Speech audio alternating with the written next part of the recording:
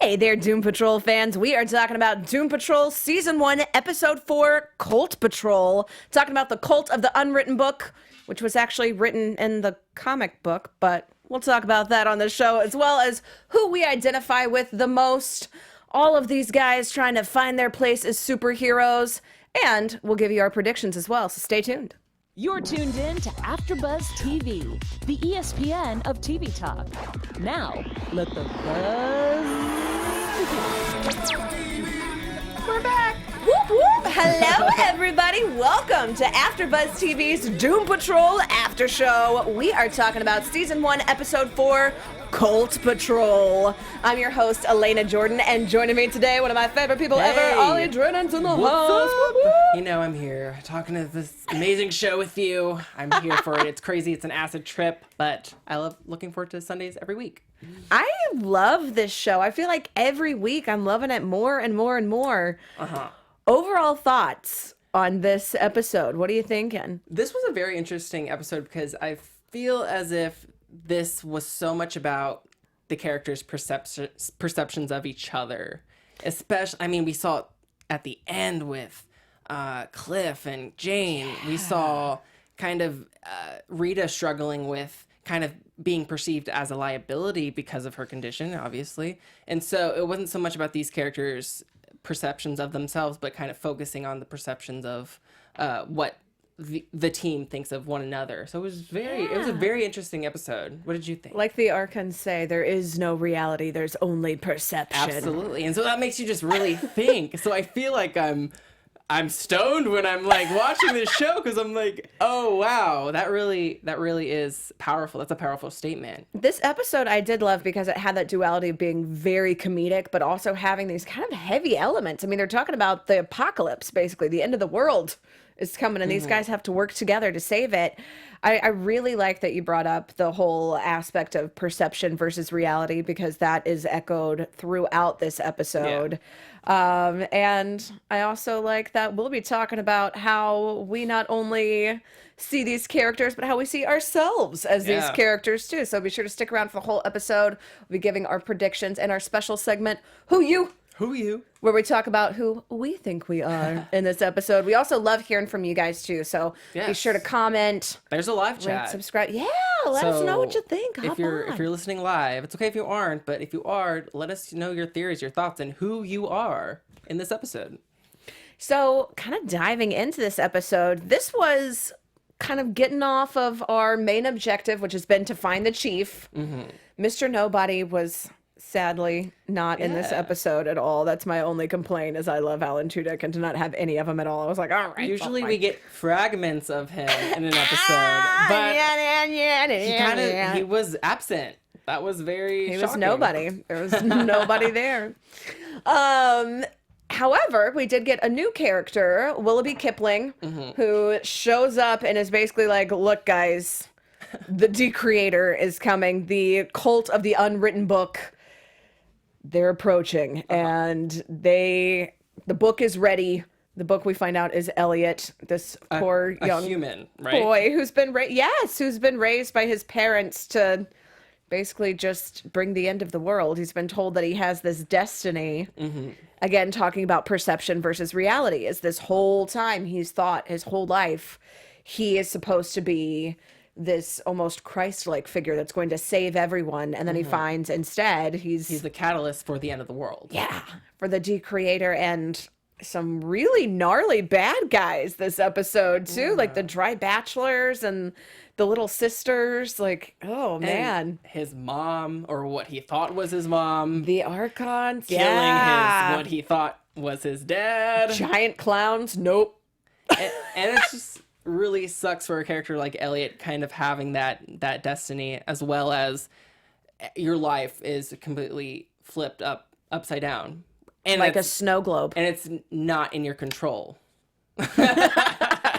So that really made me sympathize with this character who I didn't think I was going to. And I wonder if Elliot is going to have a bigger part in future episodes. Obviously he is, but I wonder is he going to join the Doom Patrol, or is he going to have a larger role? Because I feel like he definitely had a pretty good I think he had a pretty decent character arc for just appearing for his first appearance. Pretty deep for someone that you can read like a book. Girl. Man, Girl. Where's that? We need that drum. No, interestingly appreciate enough, thank you. Interestingly enough, though, this is one of the episodes that is basically straight out of the comic book. I believe it was volume 2, number 31, that we see almost all of these exact sentiments echoed. And throughout the show, the producers have kind of changed some things, like Larry's backstory, things that we've really highlighted that we like these changes. Yeah. This one, though, I feel was kind of like a little shout out to the comic book fans, because almost everything, all the details were straight out of the comics. So this I liked a lot, especially too, because if you haven't read the comics, you can on the DC streaming service. Ooh. See, it doesn't come with just streaming episodes. You can stream those comics, right? Yeah, which I like a lot, is because I feel like it's basically giving you more bang for your buck. Absolutely. Is that they have these things tie in, and then you can. So again, I think, correct me in the chat if I'm wrong, but volume 2, number 31, I believe, is the one that this is referencing. Ivan Soda in the chat does say, he didn't say that, but he did. Thank you for tuning in, by the way, Ivan. He says the Cult of the Unwritten Book is from the comics. This entire episode is based on a Grant Morrison run. So Yeah. thank you for that information. Yeah, I mean, this was a very, very interesting one. Kipling, we see introduced. We have everything like Mr. Nobody kind of in fragments. Yeah. Where we have like the Babia Spain, where we see Father Cuervo and like his weird stigmata, but without any explanation. I love that all of these odd elements are introduced and then explained later. The way that this episode in particular is cut, I thought was very, very reminiscent of the comics. And I liked it a lot, as well as getting a lot of really good feedback too, like really good backstory. Not feedback, but backstory. Like Kipling being a magician, this amazing magician who has these pop culture references. What did you think of that, having that element kind of thrown in? Well, first off, Renji in the chat said something that I literally wrote down word for I can't even Word talk. for word. Word for word. What is wrong with me? That Kipling is a poor man's Constantine. He basically Right? kind of is, yeah. Oh my gosh. But it's also this perception of this weird kind of jerky character that we kind of think of, but at the same time, he still wants to save the world. He might want to kill Elliot, and obviously our heroes want to not kill Elliot, but there's that kind of argument of ethics versus logistics, you know, like, should we be logical about the situation to kill this person? The trolley problem. Do you say kill one person to save a group, or... See, this is what I love too, going back to the whole reality versus perspective, is Vic has been very, very diehard. Like, we have these rules that we live by. We don't hurt innocents. Elliot is an innocent boy who was raised to only have his parents. I mean, how tragic is his backstory too? Like, I mean, he didn't have any friends. He literally was only raised to be a book. Yeah. To be read so that he can bring the apocalypse. Vic is saying, no, we're going to do everything we can. There is another way. There's always another way. We're going to save him. And they even bring up this idea where they keep echoing of, you keep saying that we're heroes. You keep trying to say that, you know, we need to work together and be heroes. I think it's Jane even says at one point, which is like, you keep saying we're heroes, and also that they're a team. Yeah, you keep saying that we're a team. We're not a team. Yeah.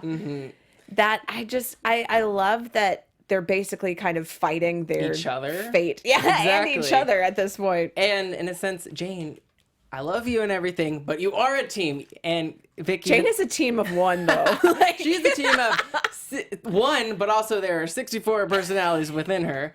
But I think Vic even said, but we have a common interest, and that's getting the chief back. So why aren't we being a team? We need to be a team and work together in order to get the chief back. So. Justice League style. I loved last week all of the Justice League references. Like, this one has kind of downplayed it a little bit.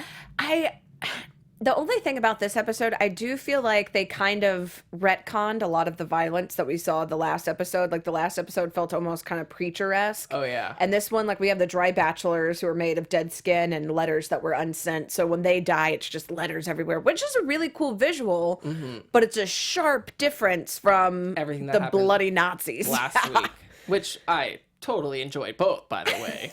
But blood is awesome at the same time. But it's a different perspective to see pages fall instead of guts and blood. Yeah, and we did get the whole Cyborg saying that there's 37 known galaxies or known dimensions in our universe. I like that we're getting these specifications too, and for Cyborg, it wouldn't make sense for him to be covered in blood. I like that he's fighting the Dry Bachelors. He's the very analytical, stereotypical good guy. So if we see him drenched Carrie style, Yeah. it's gonna feel off. It's gonna feel weird. So I don't know. I like that they had kind of each of the villains coming after, the Hoodman and everybody coming after, different people and at different times, and the creepy little sisters with their razors, Our Lady of the Razor. But Vic for this one really just kind of seemed to be more of a foil. We got less of him than we have in the episode since he's been introduced, about last two. What did you think about his role in this and him kind of playing off of Willoughby and kind of making saying Kip like we're buds. Kip.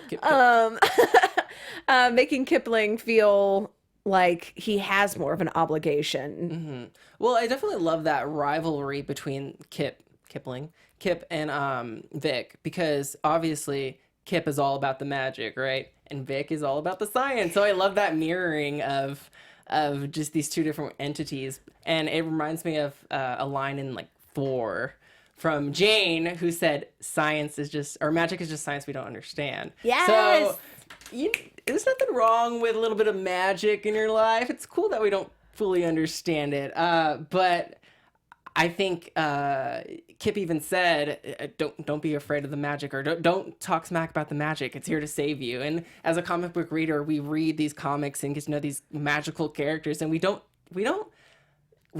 second guess it. We don't question it. We are here for the magic, and I love that line. That just really stood out to me from Kip, and I don't know if I loved that. Affected you at all, but it definitely stuck with me. And when they teamed up too, and then they're they do their whole thing where he has his cannon and he's like science, and then he pulls out his flaming sword and he's like magic. I really like that, because it is reflective of the comic books and how this is this magical world that we have science to explain, but it's saying, hey, grid, ionic blast, blow up everybody in the room. Go, it's science. But I feel like superhero shows nowadays are so about grounding things, and we're forgetting the magic, and magic is an essential part of comics sometimes. And so I love that this show just feels, like I said earlier, like an acid trip. We're seeing remember the singing blue horse donkey earlier? Oh my god, that was one of my the Baphomet, the Oracle. How do you scientifically explain that? And it's okay if you can't. I loved that scene too. Just Larry, I don't know if I believe Kipling, but I believe the horse head. Cliff, you believe a blue singing horse head? He's like, all right, I don't even know what's happening anymore. That horse head was very talented. I will say that. I lost it though, that they go through this whole epic Oracle song of things that, that we already kind of know, basically, that it's Elliot Patterson, where they are in Ohio, all of this stuff. But then it just goes to, I've been to the desert on a horse. It's the perfect encapsulation of this show, where it's this fantastical thing that you're getting lost in, and then you're like, oh yeah, this is ridiculous on purpose. It's a roller coaster. I feel like the show has so many different subgenres within it, and we keep bringing that up, but it really feels like a combination of different genres and different tones, and it punches you in the face, right? Yes. It feels like a big sucker with punch. a big metal fist, Cliff style, just or something from Hammerhead, something from Rita. Why not?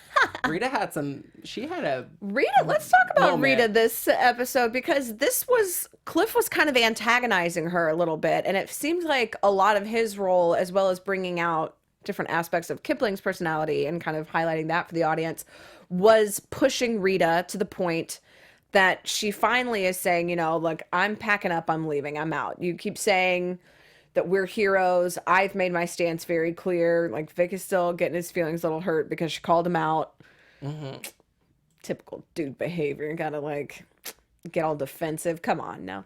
But Rita is saying, I'm not a hero. Larry's not a hero. You say the thing inside of him is, I'm just she thinks of herself more as a mistake, it seems like.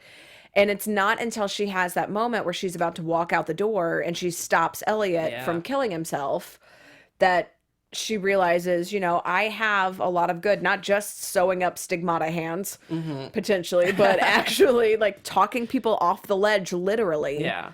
And having this deep human connection. What did you think of Rita this episode?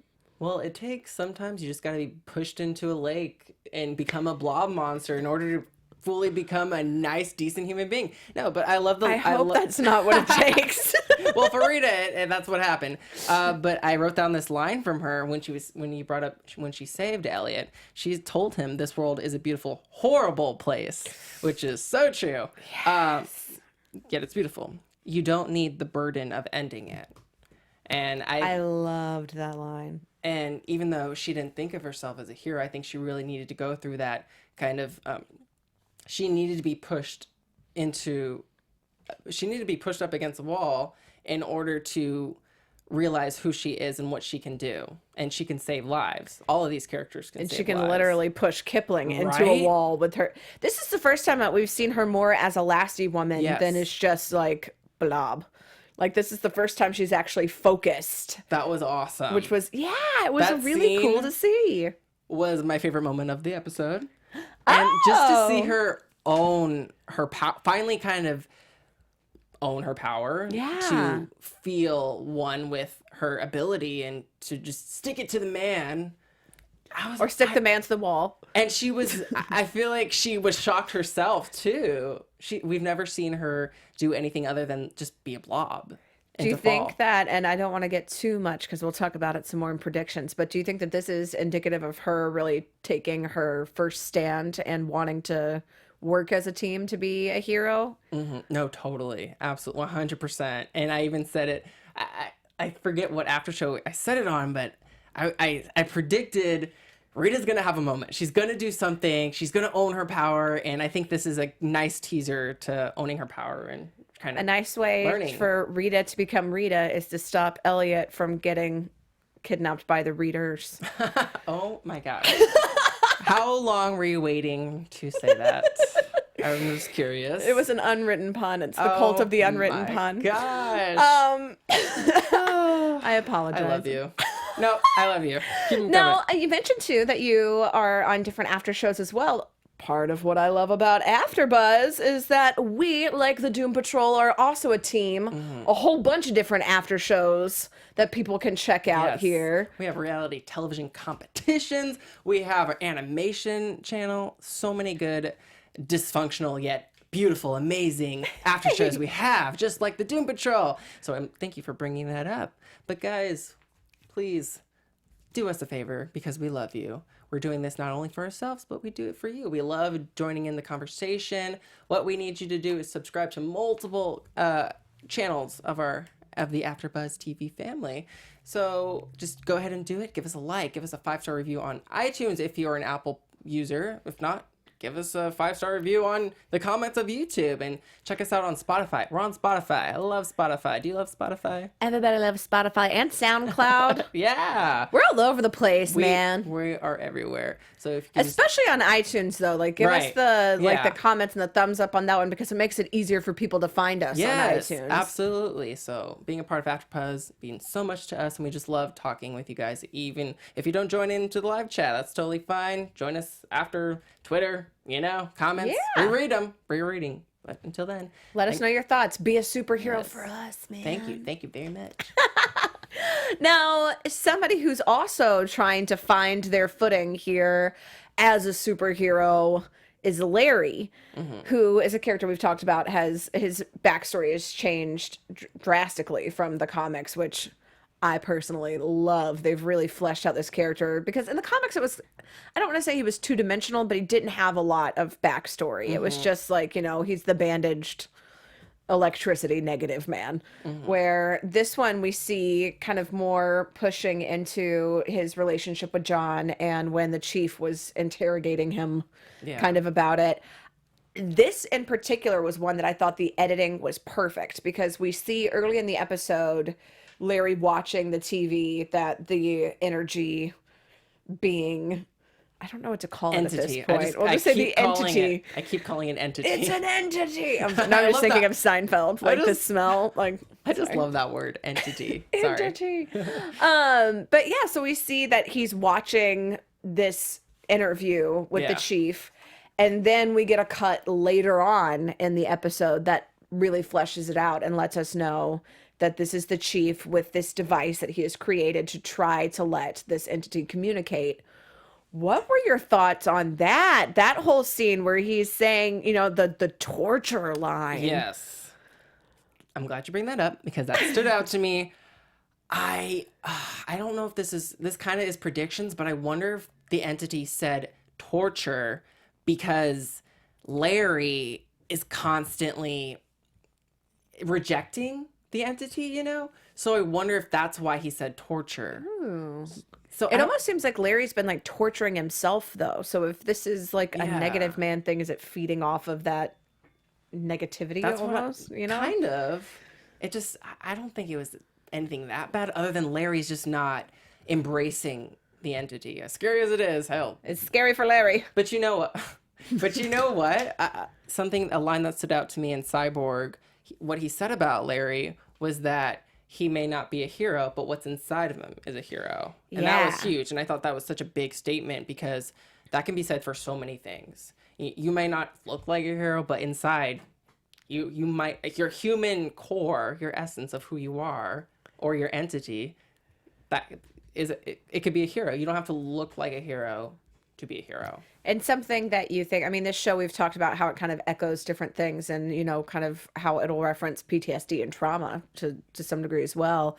I think this is one where it's like, you know, no matter what happens to you, it just shapes you and makes you something else. Like this entity that crashed his plane and ruined his life, quote unquote, also changed him into a more powerful being. Yeah. He just has to find that power within himself.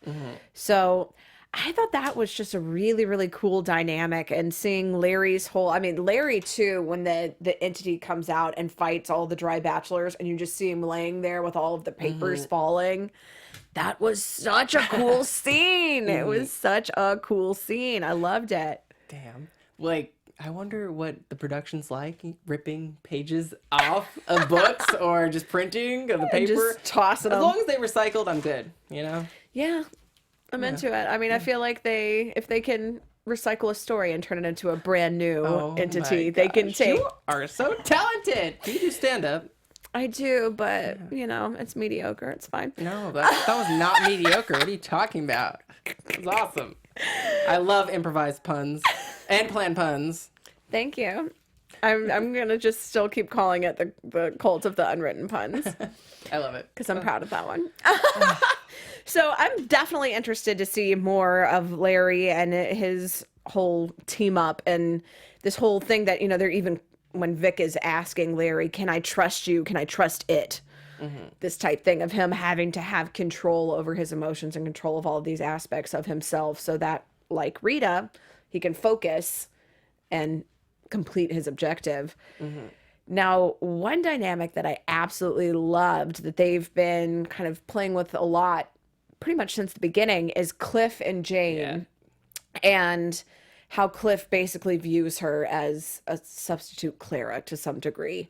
And we see this literally played out with the Archons that I mean, God, that scene too. I'm like, did you just make this for the cosplayers? Because I just want that cool braid hairstyle so bad. The only thing I didn't get though was they go to Nirnheim and they go to see the Archons and they ask them like, hey, what is this? Like, you know, Cliff is saying, I thought I was a bad dad. You literally raised your son to end the world. For what? And they're like, well, because we rule Nirnheim for a very short amount of time and then the Decreator is going to make everything into nothing. Yeah. What did you take of that? Because we've seen kind of the stereotypical villain before who wants the money, the power. This one just kind of seemed like this was a level of philosophy that was just too dadgum deep. Like, why do you want to rule for a short period of time and then have everything be decreated? That's a really good question. I don't know exactly why, but to me, it kind of feeds a philosophy or a kind of a thought of ruling isn't all what it's cracked up to be. It's kind of maybe even if you know that's going to happen, but that's Unless you ask Mr. Nobody, who's just cracked up to be everything. See, this is why I just don't necessarily understand or get villains that just want to destroy the world, or, you know, for what? If you destroy the world, you're going to destroy yourself. So what are you trying what are you trying to really accomplish here? Chat, comments, help me out here, please. Help us out here. And if you really do know the answer to that question, you just identify very, very well with villains. I don't know if we want to keep talking. No. I don't understand. Leave us your comments anyway. We want to know. But yeah, it was really interesting to see this whole dynamic, and to see flat out, you know, this kind of juxtaposition of these parents, dad who even tries to save Elliot and ends up getting his throat slit. What did you think of him just sitting there, like with his throat slit in the chair? That was creepy. That was so creepy. Cults are creepy. You know, it was almost and clowns in the beginning. Oh, don't even bring up clowns. No, but in the beginning we saw like this perfect harmony family with the white picket fence. It's your birthday. We got a cake for you. All of a sudden, the 18th birthday rolls around. Mom slits the dad's throat. This isn't an ordinary family. This is a cult. I did love too though when Cliff was like, I thought I was a bad dad, you take the whole cake. And I was like, she literally took the whole cake. Like she was like yelling F-bombs like, Elliot, eat your cake. Like, eat your effing cake. So I was like, I like that the cake kind of bookended it, but also this episode made me want cake. Totally. It was weird seeing the big giant clowns though. I just like, for a cult that's led by two giant clowns, it's no joke. It's so funny. I had to watch the episode twice to realize that they were giant. I didn't know they were giant until the second time I watched the episode. I only knew immediately because Cliff was like, giant clowns? Nope. Like, I feel like, yeah, we'll talk about who we identify with later on in the episode too, but man, Cliff has some great one-liners. I love them.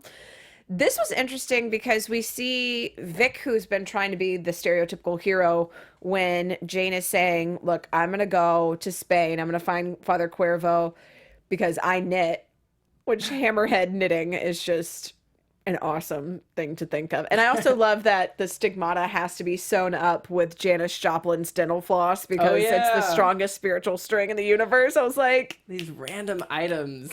and Hard Day's Night being like the best for the sriracha dipped rosemary. I loved it. But Vic is saying, I'm definitely going to go with her. And Cliff is like, well, no, because I'm going with Jane, period. Like, this is just established. And Rita even says later when she's talking to Larry, she's like, Jane has Cliff. Who do I have if you just abandoned me trying to figure out your own issues? So we know that this Cliff-Jane dynamic is really has been echoed and probably going to continue to be echoed. Right.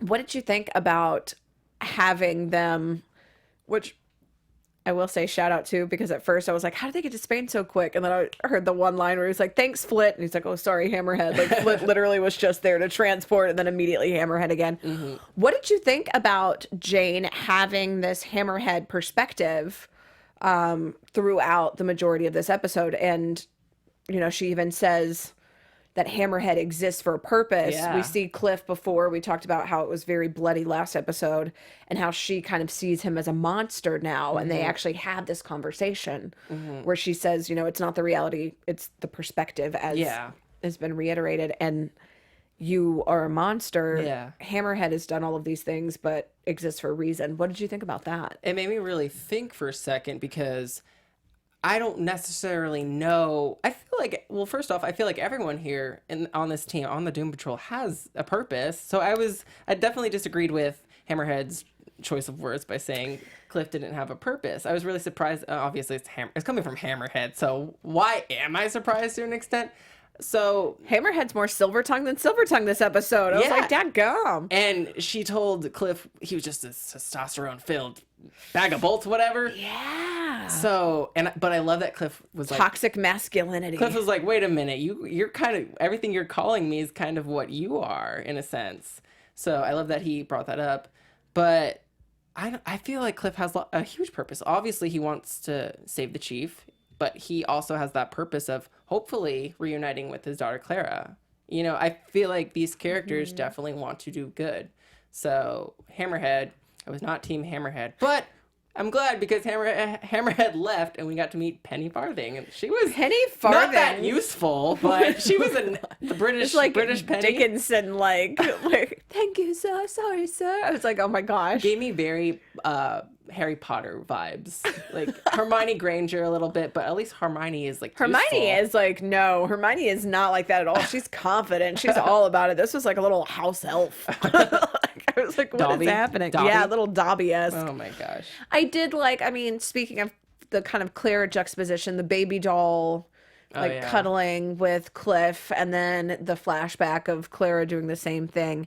I mean, it makes sense that he has this kind of feeling that she's his pseudo daughter, because he does see himself kind of as a monster. We keep seeing that reiterated, that he doesn't want to call Clara because he's worried that she's going to view him the way that we now see Jane viewing him. Or Hammerhead, or whoever. Hammerhead, a version of the underground of Jane, which had to be absolutely devastating for him because that's been his biggest fear with Clara. So I wonder if this is going to kind of affect him to a deeper level than we're already seeing. Because that was, I mean, that was one of the roughest moments, I think, was seeing that reveal of, you know, oh, you think I see Jane as my daughter, and then it's like, oh, you see me as a brain, this horrific monster. Yeah, there's this brain these multiple things, such as a monster, this bloody monster, bloody robot that just killed a whole bunch of Nazis, or you might just see me as a brain in this contraption. But then we also see him possibly viewing Jane, Hammerhead, Penny, whatever you want to call her, as Clara. So it was a really interesting scene that I thought was so well done, and the way it was edited and the way it was cut, how they just went back and forth between Cliff and Jane, it was awesome. I hope we get to see all of Jane's personalities. Yeah, even though we had, but that, speaking of that, I love that we got to kind of meet a new personality, Penny. I don't think we haven't met Penny yet. We haven't really met Penny. I hope Penny's actually useful though in future episodes if she comes back, because she was basically a snitch. She was just a British snitch. A British snitch? Harry Potter? What? Hey, you just keep circling it back to Harry Potter. You're like, science and magic. It's science and magic. Oh my gosh. I'm not even that big of a Harry Potter fan. Anyways. I'm here for it. I love Harry Potter.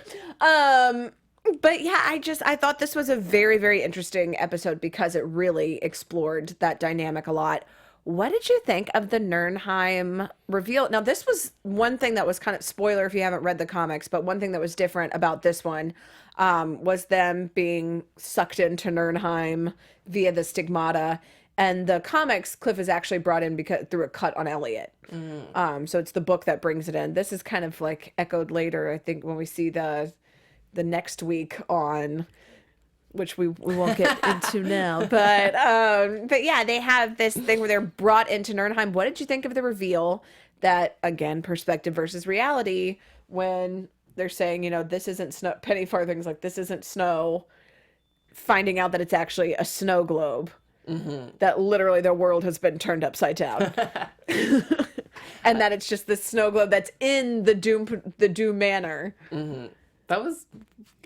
This show is so unpredictable.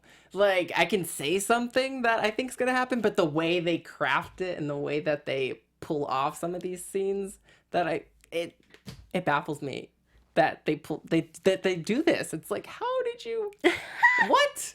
Like, I'm turned upside down right now because I'm speechless. I can't even talk. I can't even form a proper English sentence right now. But it was beautiful. I love that this show is very symbolic and very metaphorical. That's kind of like how I read shows nowadays, looking through the critical lens of shows. It's not all about taking in every single thing as it is. You have to really kind of dissect it. In a sense. Find the reality and the perspective. Yeah. I like it. The perspective, all the same. Same thing. It's just your perception of part of why we do words. this show, and why we love hearing from you guys so much as well. Talking about the show, kind of wrap it up here. Any last thoughts on the episode? Oh man, I want more. I want more. A last woman from Rita. That's what I want. I want that so bad. I was so excited when she finally harnessed that ability of herself. So I just hope we see that soon. I don't think that's too much of a stretch. Hey! I again apologize. Gosh, how am I supposed to keep up with you? I can't. It's so hard. Well, I do have a question for you. Yes. We're rolling into our special segment. Who do you feel like you identify with the most in this episode? AKA, who are you? Oh, man. Okay. Put me on the spot. Well, Rita's my favorite character, so I will say that I think I really identified with Rita in this, because sometimes you really have to feel that discomfort from a situation or a person, someone who's trying to push you into doing something good, and realizing that you're not worthless. You're not a hero. I'm not saying that I'm trying to be a hero or anything, but you can do something. You're a hero.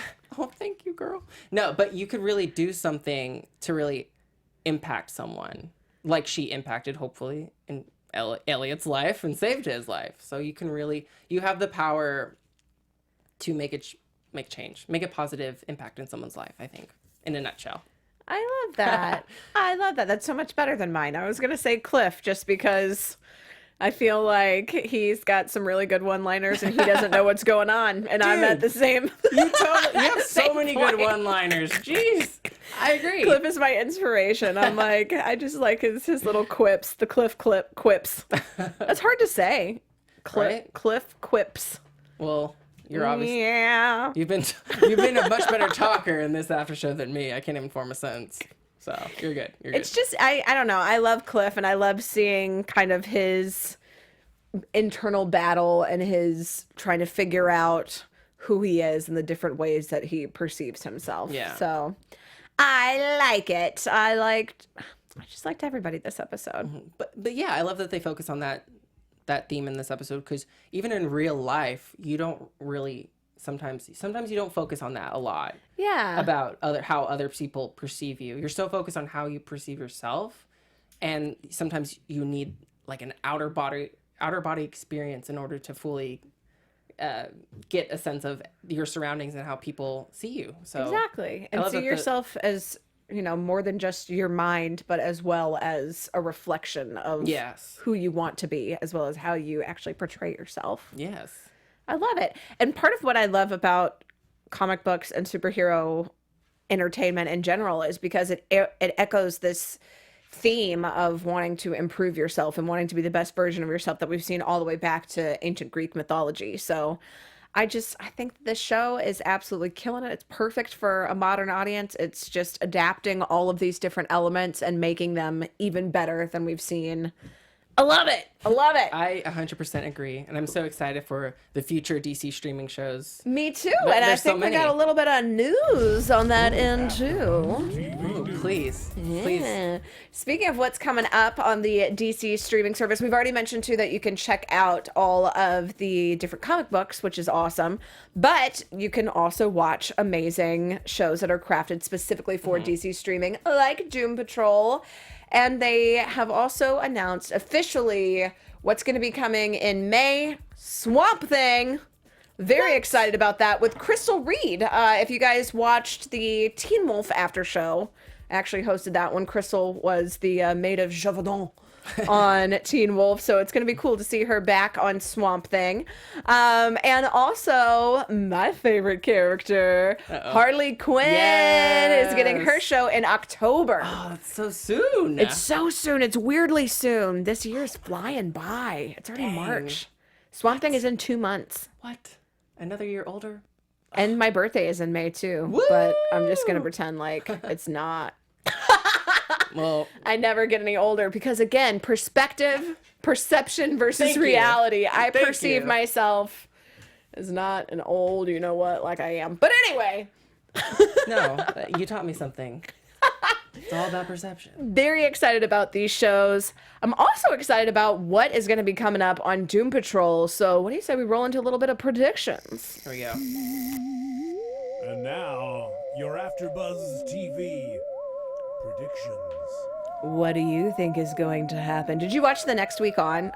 I did, and it made no sense. I kind of love that. They never really have them make sense. Like last week's was Rita, like, I'm trying to be a good person. Now just shut up and pick up the beads. And you're like, what beads? Like, I love that it's just these little clips. It's really good because it doesn't, because sometimes trailers and promos, commercials, whatever can kind of ruin show the too much. whole thing. And Yeah. usually I go into the show blind, but I was thinking, okay, I need to kind of figure out what's gonna. I just wanted a nice little teaser this particular week, and there's more of Nurnheim. It's so funny seeing Diane grow back in like a prison. Yeah. Like, Oh, yeah, I right? didn't even think about Orange. that. Orange is the new black, so I made that connection. I don't know what's going on basically, but I think I'm predicting that the Doom Patrol is hopefully going to get back together and save Elliot. Because obviously, if they don't save Elliot, there's not going to be a world. There's not going to be a show anymore. So they're going to save Elliot. I don't know how the heck they're going to, because the show is so unpredictable of how they pull some of this stuff off. And the creator's already here. Yes. You see that big old eye in the That sky? terrifying sky eye. Just get some lemon juice, squeeze it in there, shoot some lemon juice up in that eye. That's probably what's going to happen. Rita could do that. She could stretch it. It's happening, y'all. It's happening. This is why you need to be on the Doom Patrol. I feel like you've got it figured out. Thank You're you. like citrus man. Thank you. What do you think's gonna happen? Because So this is just all over the place. I mean, this is the first two-parter that we've seen. Which, I mean, we're only 4 episodes in, but there's so much depth to each of these episodes that it feels like we're already like well into the season. I'm interested to see what's going to happen, especially the staring contest line. And the fact that Kipling doesn't know how long it is until the world ends. Like, just that kind of quick, like, how long do we have? 19 minutes? Really? I don't know. I think it's going to be a situation where, yeah, they do have to ultimately work together, and they have to have all of their powers united to be able to and this is going to be the first time that they really have a full grasp of their abilities. Yes. Specifically Larry and Rita. and Kipling included, because he kind of turned on Cyborg by the end of this episode. So they need to stop. They need to not do that, because that's not good. I agree. I was going to make a joke, but I think it might be out of color. So I'll make that joke on my Twitter, and you guys can follow me there. Where can people follow you on the social medias? Hey guys, thanks for watching. I really appreciate it. I am Ollie Drennan. Follow me on all social media platforms at Ollie Dreamer. I'm Elena Jordan. You can find me on Twitter at Elena Jordan and on Instagram at Elena J. Jordan. And you can find us back here next week, where we'll be reviewing next week's episode, the 5th episode, Yes. Paw Patrol. So raise your paws, baby. See you next week. Bye. Our founder, Keven Undergaro, and me, Maria Menounos, would like to thank you for tuning in to AfterBuzz TV. Remember, we're not just the first, we're the biggest in the world, and we're the only destination for all your favorite TV shows. Whatever you crave, we've got it. So go to AfterBuzzTV.com and check out our lineup. Buzz you later. The views expressed herein are those of the hosts only and do not necessarily reflect the views of AfterBuzz TV or its owners or principals.